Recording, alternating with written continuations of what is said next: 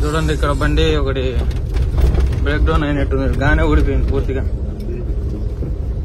ఇక్కడ నుంచి స్ట్రైట్ ఒకటే రోడ్డు, విజయవాడ వరకు ఒకటే రోడ్డే. ఏమంటే చిన్న చిన్న డైరెక్షన్స్ ఉంటాయి అంతే, లెఫ్ట్ రైట్ అంతే.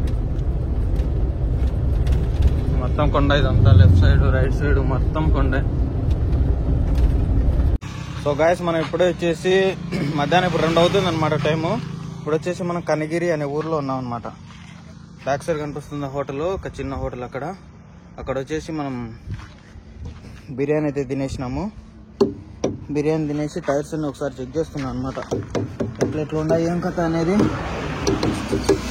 టైర్స్ అంతగా ఏం హీట్ కావట్లేదు, చాలా కూల్గానే ఉన్నాయి. ఒకసారి టైర్లలో రాళ్ళన్నీ చెక్ చేసుకొని ఇంకా ఇక్కడ నుంచి అయితే బయలుదేరిపోతాం.